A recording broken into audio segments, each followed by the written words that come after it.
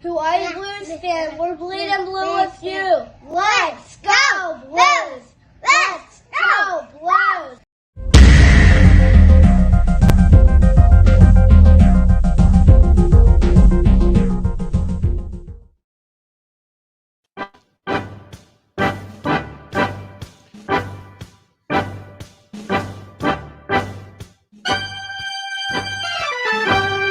That was the game that we thought we were going to get.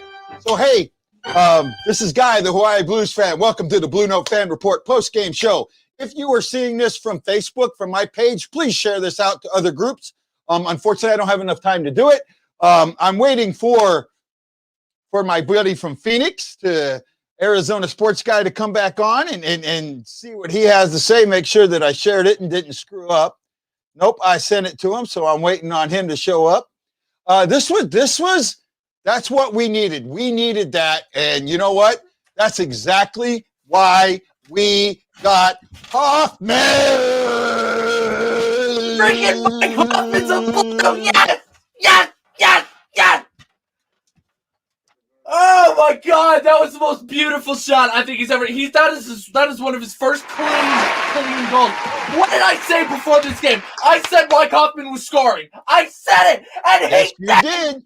Yeah. Yes, you did. And you know, that was a beautiful goal that Hoffman scored.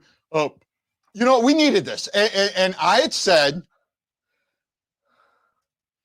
And Rooster says he gets a point for picking the player. I said that, oh my goodness, I can't wait. I said that we needed 5 out of 6 points.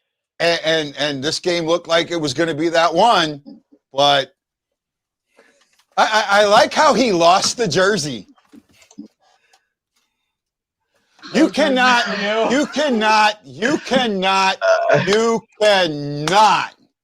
be upset with that loss. No, right? You can't. Right? I can. Because I can for a couple of reasons. First and foremost, Auntie Ronta and a couple of those goals he gave up were weaker goals. Not again. Yeah. I don't want to take anything away from St. Louis. I want to make sure I'm very clear when I say this, because sometimes people, overreact and want to take away credit from the other team. But a couple of those goals were really weak goals. So I can't be a little frustrated. Goal, I'm sorry, was a weak goal. That was a weak one. Yeah, that was. It was a good shot, but a weak goal. Right. Which goal? Which goal did you say? Hoffman's OT winner. Oh, okay. Yeah, the OT winner.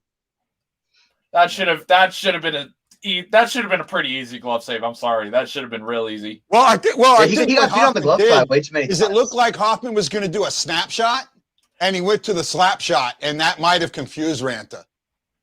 Maybe so I don't want to take everything away from Ranta. Ranta's played the Blues very, very well. This game, we talked about it. You know what? No, guys, we absolutely talked about this at the pregame about what this game could be and how we all thought that there was possible for a shootout. And that's exactly what we saw. And it came. You good? Sorry, I'm allergic to bullshit. You tell me I'm giving you bullshit? What do you mean I'm giving you bullshit? No. It was no. It's just it's a goal that Hoffman should. It's a goal that Ronson should have had, and the Blues, especially after those two Arizona scored back to back. I didn't think the Blues deserved to win after that, but you know what? After that second goal, they seemingly had the momentum for the rest of the game. It was awesome. Yeah. No, no, I disagree. I like that, the Blues are a team that can come from behind, and they've shown that time after time. I mean, letting Arizona back in the game is something I wish they wouldn't have done, but they didn't give up, and that's something we saw in St. Louis where it felt like they did give up.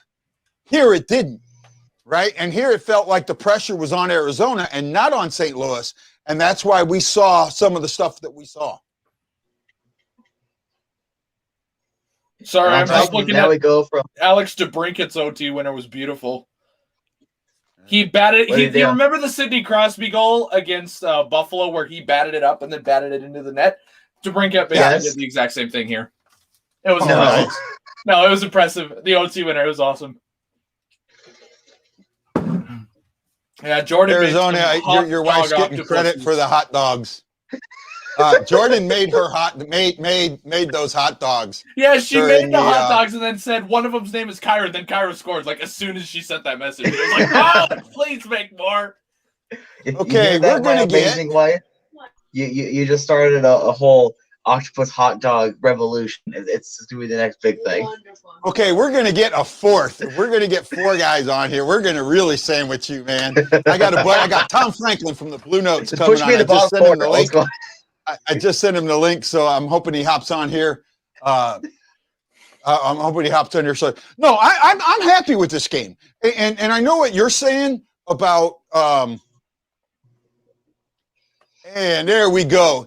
Oops, I gotta pull that off so you're not caught there. So hey, Tom, welcome to the Blue Note Fan Report. What's up, guys? Howdy. Hey, how you doing, buddy? What are you wearing? I don't know, but it's freaking awesome. Yeah. What are you wearing? Oh, me? Yeah, you. This is a blue St. Patty's Day This jersey. is the St. Patrick's jersey. Oh, Because awesome. I almost got one. I feel the Blues were really lucky tonight. They had the luck of the Irish winning one in Arizona tonight. Man, what a comeback that was. no, I disagree. I think that and I was talking about this earlier. I think that the fact that they never gave up and that this team has shown that in the past, in St. Louis, we had issues with them not playing the full 60. Yes. In Arizona, they had played the full 60 and the pressure was on Arizona to finish and they didn't. And they've had a problem with that. All right, AZ? AZ? Yeah, they've had a big problem finishing, and big problem finishing. And I was actually thinking at one point it was actually a chance for my 5-3 prediction to hang on because they would have generated a few more opportunities. You get later in game, maybe St. Louis pulls the goalie, maybe you get a goal that way, but they couldn't finish. No, so I don't think it was as much luck as it was, and they solved Ronta. And that was the thing that we talked about with Ronta. And Tom, you and me talked about this a little bit. You got to have people in front of Ronta. And that's what they did, right? They kept bodies in front of Ronta all night. Yeah, they really and Arizona didn't do a good job of clearing the space in front of Ronta either. In fact, their defense just in general tonight, I think Chychrun and Ekman Larson were on the ice for at least 3 of the Blues goals. It could have been more as the game went on. They just did not have a good night. I guess I just feel lucky just because how many times have we gone in the past season or two, the Blues go to overtime again and again and again, and they find ways to not get the full 2 points. I mean, that's I think that's where that's coming from, just old Blues jitters. Definitely. Yeah, so Lyubushkin was -3, Goligoski was -1, Ekman Larson was -2. Chychrun was actually a +1. So Chychrun might have been the bright spot there. Either you got Go ahead, Blues Reacts. Either you got bees in your closet or something's excited. I'm reading Russ's comment right there. He says, nice jersey, and Mason, we finally got to see Hoffman score. That is the first time I've seen Hoffman score live. I've never seen him score live before. I'm not kidding. I've been either busy or I've been away from the game or I've been at work. This is like the first clean goal that I saw Hoffman score. Just, Try not to cover your face there, Tom, with the comments. So, no, yeah, when this 7-game thing came up, you had to look at what St. Louis did in St. Louis, only getting 3 out of 8 points, and now you've got these 3 games. You needed 5 out of 6, and there was no ands, ifs, or buts in my mind. And I've told AZ that, I've told Mason that. You needed 5 out of 6. And what we're seeing is a team that understands that. And I'm going to say this wasn't luck. This was what they needed to do to win, and they kept doing it. Yeah, absolutely. And, I'm starting to accept the Coyotes in my life. I mean, because it really does. All of these games are starting to. It really does kind of feel like a playoff series, and the series is tied at 3. We're going to Game 7 in.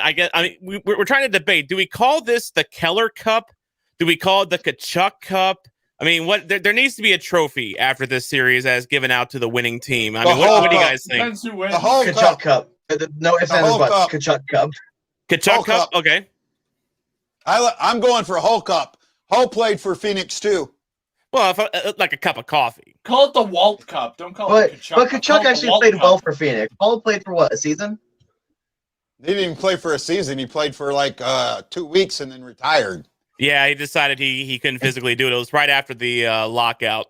Yeah. Got to call it the Walt Cup. You can't call it anything else. It's the Walt Cup. We can go with that. We can go with that for sure. Gretzky Cup, like because he coached Cup. here. He played for you guys. Oh, yeah, true. the See, Gretzky played for us about the same amount of time he coached the Young. Just about. And he played under he played in St. Louis under a bad coach, and then he became a bad coach himself in Phoenix. So it's thematic. I love it. I think it's great. Yeah. I think we got the Gretzky Cup. Tom, this was a fun game, and I'm going to go to Tom for a bit because we've been talking through all these. Tom, I know that you've gotten to see the Blues live. You've been able to go in through your job and do things like that. So when you see the play today, vice what you saw live, right? What changed? What do you see changing? I saw some real, duds when I saw the games live. I went to the LA Kings series, the Sharks series. This was when the Blues, for some reason, couldn't figure out how to win the second game of a 2-game series. And you didn't see max effort out there. They looked like they were playing tight. Berube even noted that, he feels the team was playing tight, even as recently as like Game 3 of the Coyotes series. Now it feels like they're playing looser. Now it feels like they're playing with a bit more confidence. And yes, Speed Demon is elite. Blues fan reacts, and we're seeing that. Is elite. Woo! That's right. And the thing I love about Kyrou, and I think this is something that Berube's been working on him. His speed is such an asset, not just on offense, but also forechecking. Kyrou has become a forechecking god this season. He is always, he's always pestering the Arizona defenders, not making it easy for them to get the puck out of the zone. And because he's so freaking fast, when they do get it out of the zone, he can zip back there, no problem. Like, he's being beamed up like from Star Trek. You look at the last game. The last game, that was Kyrou that won that game. I mean, that was Kyrou that I know AZ thinks that. I mean, and I'm not. It was lackadaisical play on Arizona's part, but it was still a great play on Kyrou to first of all fly down there, take that puck all the way around the circle, and then out of his peripheral. And the reason I'm talking about this, and I'll say it in a second, out of his peripheral, feel Falk coming and get that puck to him. I had an interview today. I had an interview today with Mike Zook, and Mike Zook caught that and talks about it in my interview. Nice. That I'm gonna release tomorrow. So that's why I was saying that's what he's doing. And the other thing that I really appreciated or liked today was the never give up that I saw from both teams. We have seen the Blues in games like this completely fold like a house of cards, getting scored on 21 seconds in, setting a bad tone. Oh, nope, they scored 2 goals in the first period. And then going to overtime, you're thinking disaster is going to happen. Nope, here's Mike Hoffman, to save the day for the Blues. I mean, this was a different Blues team than we're kind of accustomed to seeing. And I like this version. I like this version a lot, and I hope it continues. Oh, yeah. I agree. AZ, I got to ask you, because now you're sitting in our shoes, right? You're sitting in our shoes from when it was in St. Louis. So what's going through your mind? What are you thinking watching your team now? How does this overtime loss feel to you, vice like the overtime loss felt to us, or saying? The best way to describe it is that going into it it was Game 6, and Arizona had the chance to, in my opinion, win the series. And I said it in my last college report at the very end. If Arizona wins today and legitimately wins it, in regulation, it tells me that this season, right now, Arizona is better than St. Louis currently. But the fact that you're letting it off the letting the foot off the gas, St. Louis is showing exactly what they're made of and how whenever they don't give up the kind of team they are, it shows me that for every single step Arizona is taking forward to be a legitimate competitor, they're taking another step back, or they just lack something. And it's hard to really specify what it is, Phil Kessel, but they're lacking something that's some sort of competitive element that truly competitive teams have. And it's frustrating because, if Arizona wins tomorrow, they could still have the whole showing that they're better than St. Louis at that current point. But at the same time, you had a lead in the series, and then you gave it up. Now you're tied. You still have to ask a lot of questions about that because St. Louis, like I mentioned before, they're a former Cup champion in the last couple of years. They're a competitive team. You can't play like that. No, and that's what, we were feeling the same way. And Blues Fan React, I'm going to go to you on this one, Mason. When we lost that overtime game, you had your meltdown, and you're world famous and, almost YouTube famous now in my eyes, meltdown. So now on the other side of it, where's your feeling or thought process here now with this? Happy a little bit. You gotta admit that was a good game for the Blues. They played fantastic in this one. There were times where I felt like they could have put more effort on the forecheck. I felt like there were times where they just couldn't get a dang pass on each other. I thought Parayko was shaky at times. I thought Gunnarsson looked like a cripple today. I don't know about you guys, but I thought Gunnarsson did not look good today.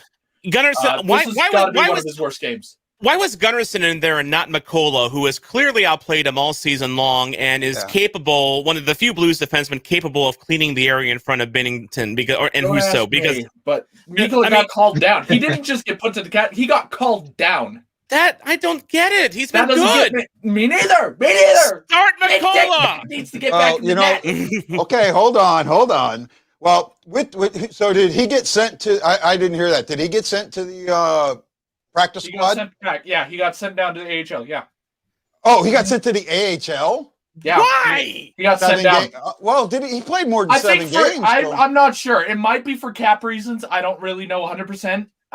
But because of all the players who are going to all come back at the same time. So I think that was the issue there, because I know he was only up here temporary until people actually get back in. The only situation sending down McCullough is acceptable for is if Tarasenko's playing Monday.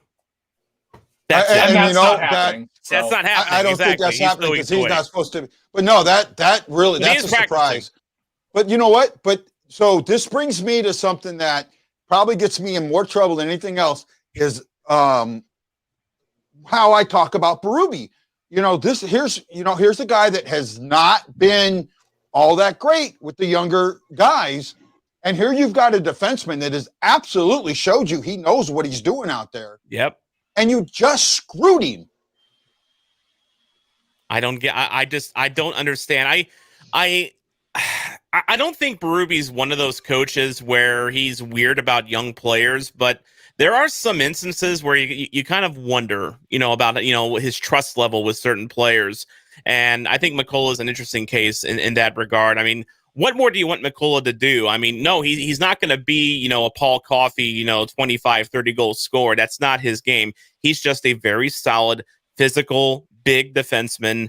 And this team needs that because they don't have a lot of, really big, beefy types, like a McCullough. You have Bortuzzo, but then you have Krug, who's, undersized. You have Vince Dunn, who's, can be physical, but that's not really his game.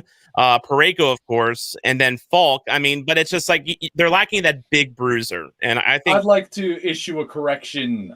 Nico Mikola's in the taxi squad. I thought I saw a tweet where he was sent down, but he was to the taxi squad. So that's my bad. Yeah, that's fine then. So, hey, I want to welcome Lance to Scott from the Draft Podcast. Lance, I'm sorry, you got hidden, and I didn't see you there. So I didn't know you were on until I seen the private chat. So I do apologize about that, Lance. It's all right. I kind of like to sneak in, but I did hear about Berube and young players. I know for a fact it's been told to me by people in the Blues organization, and I know if one of his assistant coaches in Philadelphia when he was with the Flyers, he has his let's just say his hook and his patience is much less with young players than it is with veteran players. Even a veteran player like, let's say, Clifford that he just got this year, he has more confidence in him than he's going to have in other guys and other young guys like Prinovic and other guys like that. That's just the way he is. I mean, you got to look at it. I know Kyrou was making mistakes in his first little time here, and then last year made mistakes. But, with a guy with that kind of talent, you let him play through those mistakes. You don't let him play a game and have him make a mistake and bench him for 7 games. That's not what you do. You need a young guy to grow, and look what's happened this year with Kyrou. It's a fine balance, I know that, but you've got to let these guys play and get the experience. Well, I feel he was kind of going down that road too with Robert Thomas before he got hurt. He was. He made a big deal, before the season about how Robert Thomas needs to be a top 6 guy, and he gave Thomas a few games, and then all of a sudden he's back down in the third line with Bozak. It feels like just a default with him to give a quick hook to those youngsters, and I don't know if that's the right play. Oh, I absolutely agree with it. I think that when you're setting guys down like that you're hurting them much, much more than you're helping them. And Nikola has played very, very well. I mean, just because you have Gunnarsson and Bortuzzo back doesn't mean you set Nikola down. He's earned it in my eyes, right? Arizona, I know you guys have dealt a lot with younger players, and you don't have a lot of veterans, so you guys have played more with the younger players. Have you seen that with Arizona where they've had trouble with younger players? Yep, Kyle Kopobienko. That immediately comes to mind. We got this insanely talented young defenseman who, when he got a lot of injuries, he came up, played well for a couple of games, and then he ended up getting sent down again because players come back. Comes up again the next year for a couple of games, gets injured, and then ends up playing, I think, 9 games last year. I thought he played solid, and then just you see him constantly have to try to fight to get back in the lineup. And then to this point, I understand you got to accept responsibility for your actions, and he did not play well the 2 games he had this year, but you just kind of see that struggle for someone that when they do come up in limited exposure is playing well, and they get shot right back down. Like I said, he still has to take responsibility from not playing well, but a factor that could be the fact that you're constantly trying to fight to get in the lineup. You get a couple of games and you're shot right back out. One of the best. So I'm sorry. Go ahead, bud. Oh, I was going to say, I got some really good perspective about what goes through the mind of a youngster that gets called up and then sent back down and up and down. I've been reading Bernie Federko's book for the first time, My BluesNote, which is a great book, by the way, and it's worth checking out just to get some insight into one of the most unappreciated NHLers of all time. But Bernie Federko talks about how, after he was drafted, he was expected to be up on the big club, and he wasn't to start out. He was playing in Kansas City. And then head coach Leo Bolvin at the time calls him and Brian Sutter up and then proceeds not to play them at all, and then just lets them rot on the bench, maybe getting a shift or 2 on the 4th line. And it really jacked with his confidence. And when you're a youngster at that age and you're getting your shot at the NHL, you think, okay, you've made it. It's time. It's time to, make some mistakes, because as a youngster, you'll make mistakes, but that's how you learn. When you're that young, by making mistakes. And Kyrou comes up, he makes a couple mistakes, and all of a sudden he is persona non grata with Coach Berube. And that is, it's such a mind screw for a player that age with that kind of level of expectation to get the crack at the NHL. Maybe he doesn't set the world on fire the first couple of games, but all of a sudden he goes from being hot stuff to just not stuff at all. Yeah, and to go along with that, if a guy's in the AHL and he's a good player and you bring him up for 3 games and he makes one mistake and you send him down to the AHL, he's been there 3 years, let's say you drafted him, he was 18, 19 years old. He's been in the AHL till he's 22, 23, comes up here, looks good, but makes one mistake and you send him back down. A guy can only learn so much in the AHL. You can be down there, and although, some people say, well, he's getting playing time. Well, dang it! If he's that good and good enough, and he's been in the AHL for 3 years, what else is he going to learn in the AHL? He ain't going to learn anything else in the AHL. If he's ready, bring him up. I'm not saying you got to play a kid, a full 80 plus games, but at least give the kid 50 games, 55 games. I don't have a problem with him sitting a young guy for 2 games, 3 games, but don't bring him up for 2 or 3 games, have a mistake, and set him for 10 games. It's useless. I wish the NHL had a system kind of like they'd have in soccer, like with the English Premier League and others, where if you got a youngster coming up, you loan him to like a bottom feeder in the league to get him some pro experience. I wish, for a youngster, like say Klim Kostin, for instance, I wish we could loan him to Ottawa, for his season and let him get some playing time in, with the pros. I mean, I think that would be a better idea than just banishing him in the KHL. Although with Ottawa, he'd be first line, wouldn't he? He would be. He would be cracking heads with Brady Tkachuk, and that would be a beautiful sight to see. What a line. That would be a devastating line. And the thing about Costin is he's got all the tools. He's got the hands. He's good size. He can play a physical game. The thing about him is his immaturity. And I think that's one thing that's holding him back. And I think they're afraid if they bring him up, he's going to do something really stupid or do several things really stupid. And they're just going to keep him in the KHL until they think he's matured enough. And some guys, some guys are mature at 19 and they can handle the NHL pressure and they can handle guys chirping. Yeah, they can handle guys chirping in their ears. And, Alex Pietrangelo came up young and played and they can handle those guys chirping in their ears and trying to nag at them, but some guys just can't handle it. They've got to lose it and go off on a tangent and go off on one end. But that's the only thing holding him back. Talent's not holding him back at all. Yeah. Well, so I wanted to bring something up here real quick. You guys were talking about the confidence. Lance, you and me today got an amazing experience. And the interview that we did with Mike Zook, and he talked about at one point the Blues coach, and I forget who his name was, put his arm around him and says, "You're my guy. You're going to play against all the top lines." And he just said, "I would have ran through a wall for him." It was Plager. It was one of the Plager brothers. Yeah, it was Barclay. Barclay was a good coach. Fedorko praised him a lot in his book, for being a really good team guy. And then I remember, in fact, I remember Plager also gave Doug Gilmour a chance, early on. He called him up. He was an undersized forward that lit up the OHL, won the same award that Kyrou won, but he was undersized. Blues take a chance on him in the 7th round. He plays really well, and Plager says, okay, this guy is going to be an elite defensive forward. And so when he calls Gilmour up the first couple of seasons, his point totals aren't the greatest, but that's because he is starting against the other team's best players because they know that he's going to be a great defensive forward, and he's going to shut those guys down. And that did wonders for Doug Gilmour's confidence, getting that chance right away. Yeah, and that's but with Mikkola. I disagree with Mikkola going to the taxi squad. And, because the one thing with the taxi squad that they did, it's the same as sending them down. You have to have, otherwise at some point you have to put them on waivers before they go to the taxi squad. So that could become a concern very quickly. I'm not sure how that all works. I think Lance, you know a little bit better about that than I do. He's got to be a certain age and he's got to play so many games before they have to put him on waivers. Yeah, he doesn't need waivers. Yeah, he's not going to have to clear waivers or anything like that for quite a while. But, if they keep doing it to him in a year from now or 2 years from now, I don't know which year it is he becomes waiver eligible. But, it's a tough thing for young guys. I know that for a fact.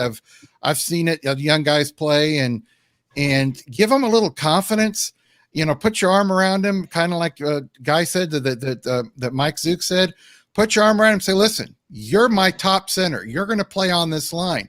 And the good guys, they're not going to go, oh my God, they put me on the top line. I'm afraid I'm going to make a mistake. The good players, they may make a mistake, but they move on and they're not afraid to make a mistake because that coach has confidence in him, similar to the way Barclay Plager did. Barclay Plager was the type of guy, if you could play, he didn't play politics. He didn't care if you were 21. He didn't care if you were 31. If you could play and you were better at 21 than that 31-year-old guy, you're going to get the playing time over that 31-year-old guy. And by the way, speaking of Doug Gilmore, Arizona sports guy, I want to talk to you about Connor Garland because I see a lot of Gilmore in Connor Garland. You know, he's undersized, but he's pesky. He will screen the goalie. He will, do the little extra things that, that help a team win. And of course, he scores goals as well. So I got to ask you, can we have Connor Garland, and what will it take? Ryan O'Reilly. I'm a fan. I'm a fan now. Well, I see a lot in Garland that I see in Connor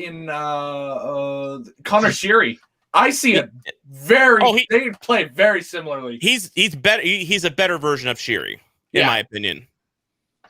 I like what we're seeing a lot with the younger guys that are coming up now, with the Hughes brothers coming up, with both Kachuk brothers coming up, with Matthews, and you're seeing these young guys that are not just skilled, but willing to use their bodies. And you didn't see that before. And willing to use their bodies smartly, unlike the, goons of the 80s and 90s, that would rack up 200 penalty minutes, easily. They use they're playing smarter now. I will say that. Yeah. And I would honestly think that, those type of guys like Matthews, when he first came into the league, he was a little physical, but I always thought with his size, he needed to be more physical. He got confident. I think in his first game, did he score 4 goals or something? 4 goals. Yeah. 4 goals in his first game. But I've noticed since last year, especially, he's been a lot more physical because I think he finally realizes, hey, not only can I score in the NHL, but I've got a big enough body where I can kind of force my will on people. And I think when he first came up, he didn't think that they expected that from him, but he's really grown a lot and matured a lot. I just can't get over his 1970s porn mustache. That's what gets me. I can't handle that mustache. Are you indirectly saying something to me? What's going on there? So, Arizona, I got one last question for you. We're not gonna run too much longer here, but now we've got the game on Monday afternoon, and afternoon games, matinees, they can go all over the place. What's your thought process going into Monday? What does Arizona need to do on Monday? It's going to be similar to something I said before. Is I'm going into Monday, if I'm a coach, I'm a player, I'm acting like you just got blown out 4 or 5 to nothing in the last couple of games in front of your fans. I'm acting like you got embarrassed like it's Colorado in the playoffs, and I'm going out there and I'm trying to embarrass St. Louis. I'm trying to have that quote-unquote redemption arc in front of your fans and essentially win that series in 7 games. That's kind of the only thing I would be thinking, is just pretend that the losses were a lot worse than they are and you just go out there and play harder than essentially you think you can right now. Okay, Blues fan reacts. What are you thinking, or what are you looking forward to on Monday? The Blues to actually look competitive and not give up in the first 10 minutes like they did in this one, because admittedly the Blues gave up in the first 10 minutes. They were so sloppy with that puck. But I just literally, I say this all the time on my channel. I'm not mad about a loss if the Blues look good. I'm not mad about it. If we put in a 60-minute effort and we lose, even if it's to some bad team and they're just the better team on that night, I'm not mad about it. It's when you do these stupid mistakes repeatedly. That's what gets us mad. That's what gets me mad. So as long as the Blues, if the Blues play like they did in that overtime period and late in that third period, no way the Blues are losing that game if they play the whole game like they did then. But that's the rub. That's the rub with this team, man. And it's just like it's kind of weird. It feels like the Blues have completely flipped their rep to where they used to quit in the last 10 minutes of a game. Now they're quitting in the first 10 minutes of a game. 10 minutes. Yes. Like, what the hell? I guess if there's a time to quit, that's when you do it, I guess. I guess. It works. Well, Tom, what I wanted to ask you. I bet that makes Bennington real happy, because, there have been, 4 or 5 games this year where we were outshot 10-1 in the, at first. At least 5 games, right? Yep. Freaking nuts. So what I wanted to ask you, Tom, was So do you think the refs treat this like a game 7 and put their whistles in their pocket? Because for the last 2 periods, they didn't call any penalties. The NHL refs in 2021 putting their whistles in their pocket. That's hilarious because that's not gonna happen. Okay, I guarantee you the refs are not going to look at this as the epic playoff series that we're looking at it right now. They are going to call every little ticky-tack bullshit thing that they can because that is what they do this year, and they'll even call some penalties that aren't penalties too. I mean, they're just. Can we talk about the refs for a little bit? I mean, I had an Arizona fan, tweeting at me last night. It's like, well, the refs are so biased against Arizona. They're biased against everyone. They're biased against everyone. This is the same thing that happened on the 8-0. This is the same thing that happened on the 8-0 loss to Carolina. The refs took obviously that Sanford one where he hit the ab stick and it just went flying into the fucking third row.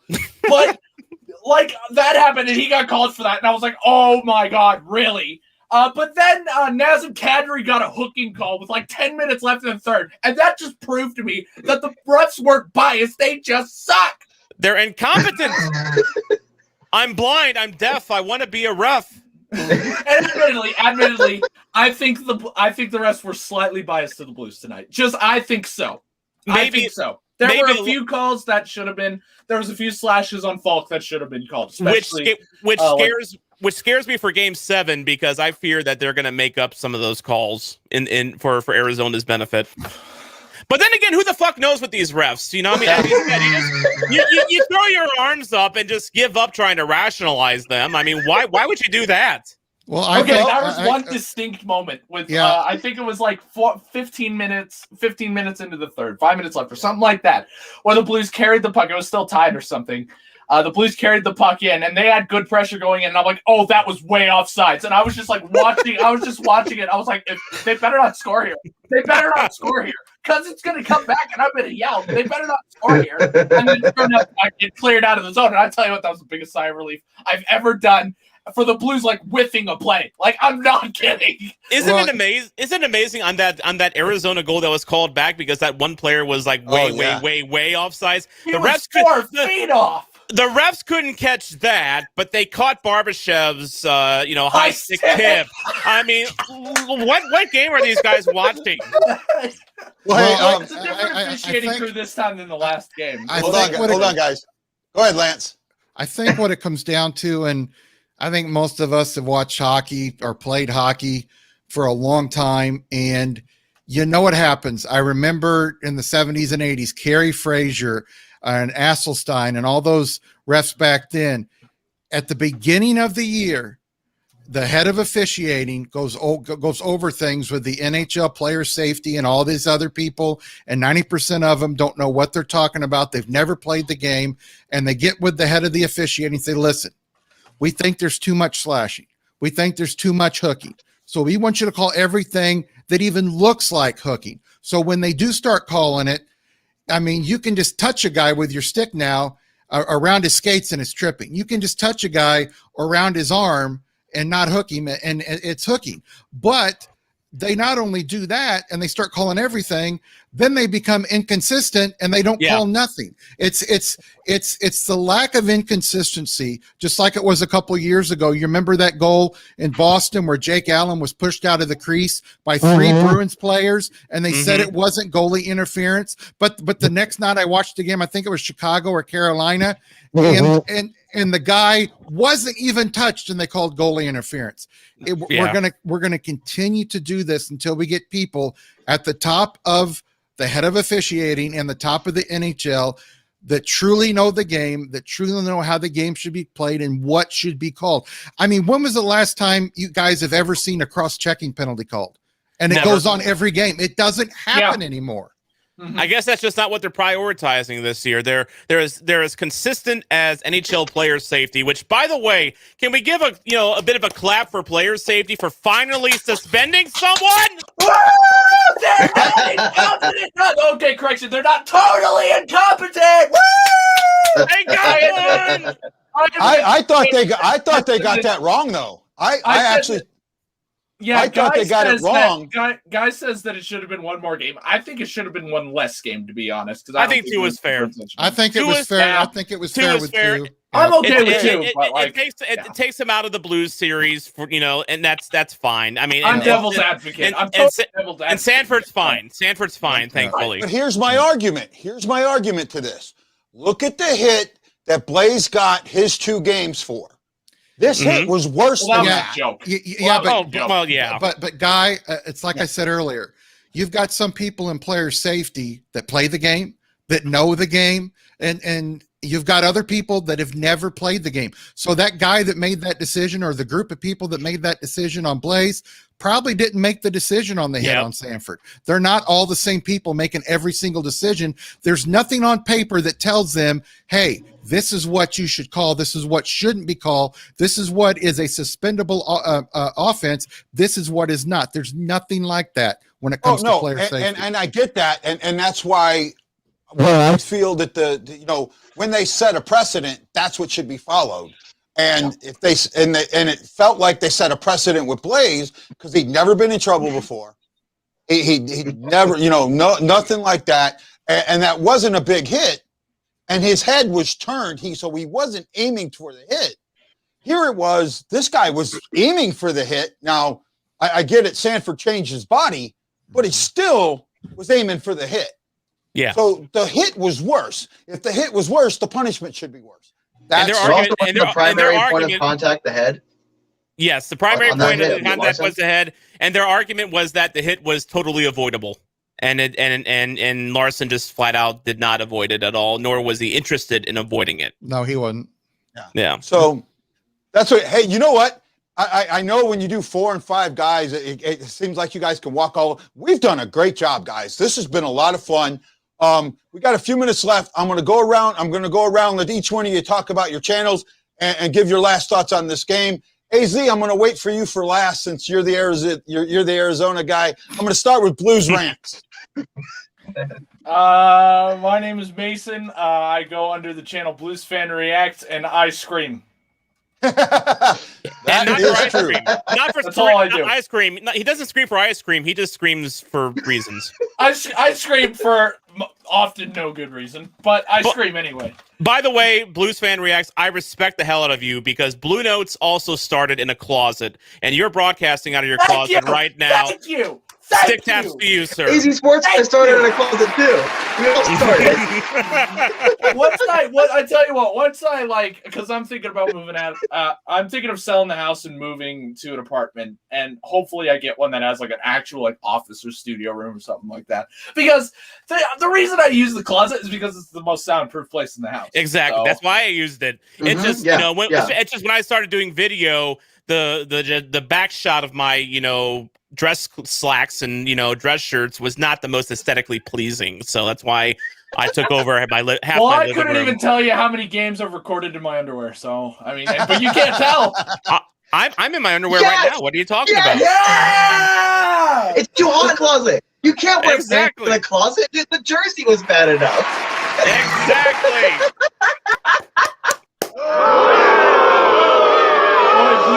Pods, you're booing me. I'm right. If you need somebody who's not afraid to scream about absolutely nothing, just hit me up. I'm happy to come on. You know what? We're gonna stream live tomorrow night at 9:00. Invitations open if you want to hop on. Send me the link. I'll go. I'll be there. All right, I'll get with you after the show. We're gonna have Blues Fan Rants on. We had a guest, a Sharks guest, back out on us, so it's open for you. I can't wait for that one. Oh, I get to do a lot of commentary. Well, Tom, your turn, buddy. Well, we are Blue Notes Pod. As I mentioned, you can find us at Blue Notes Pod on Facebook, Twitter, and Instagram. We are also the Justin Falk Stan Club on Facebook. You can find that at Blue Notes, the Blue Notes Bunch / Justin Falk Stan Club, because Justin Falk is our Lord and Savior, and we love him very much.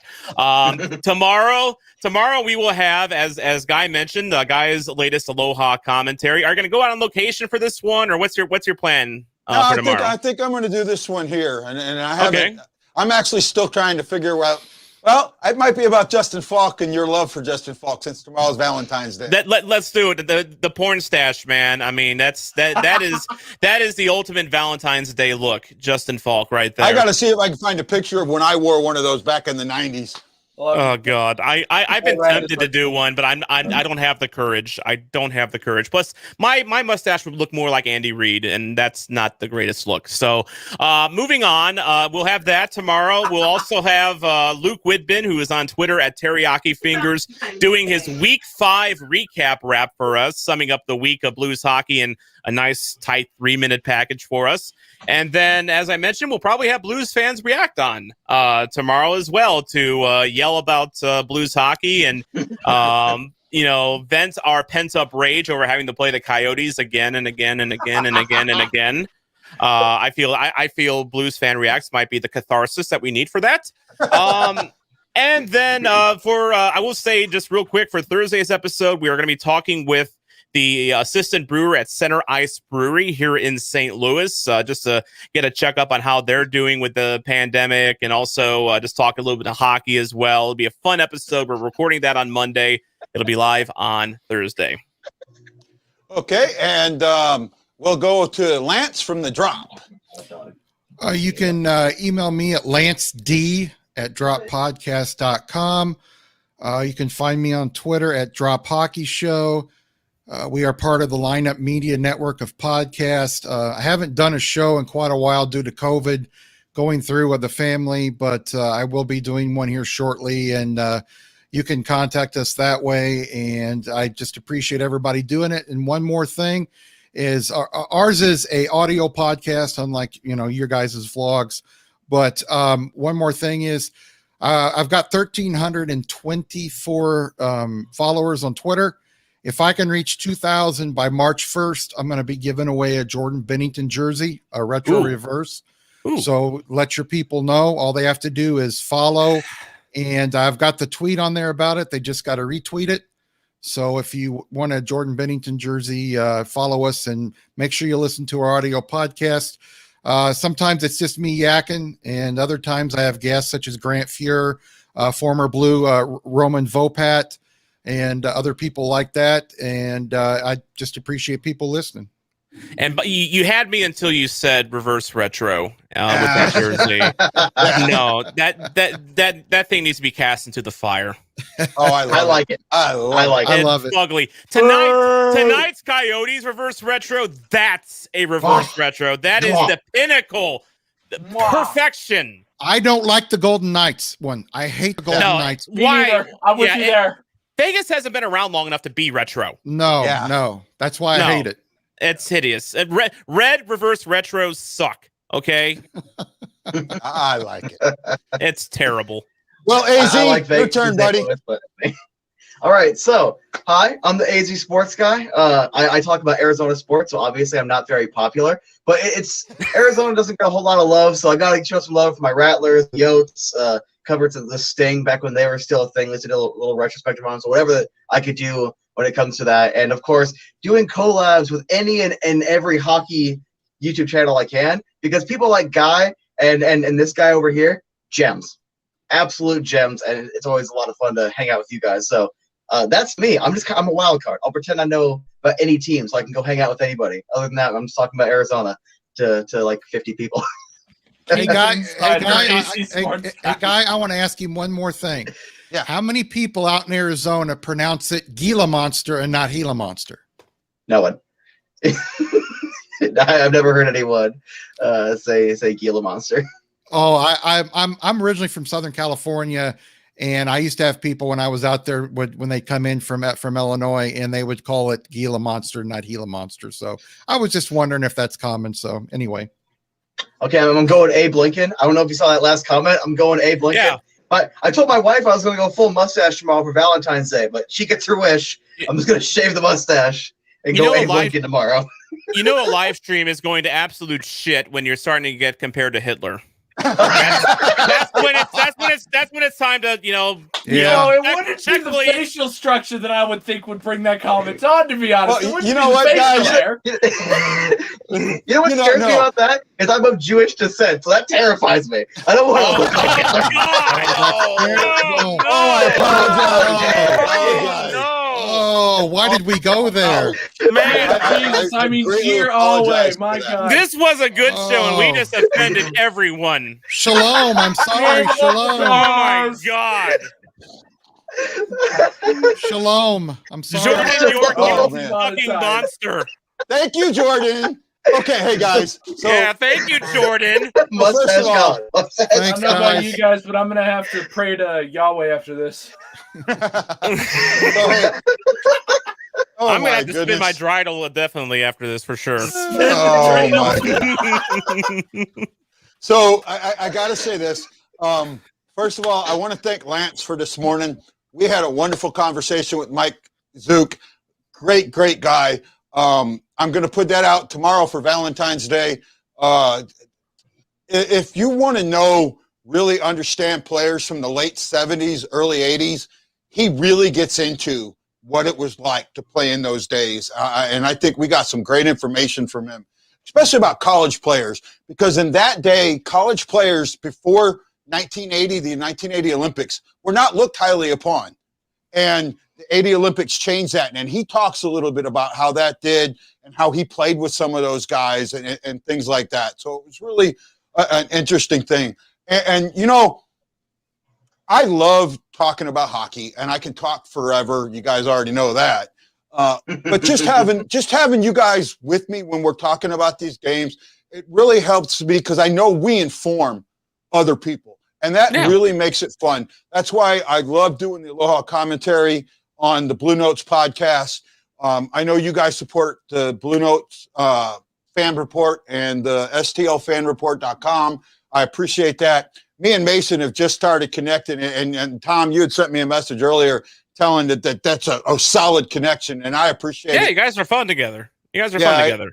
I appreciate it, Mason. And Lance, you know, all I can say is you're my mentor, buddy, and I appreciate, you know, any time that I get to talk to you, it's a learning experience.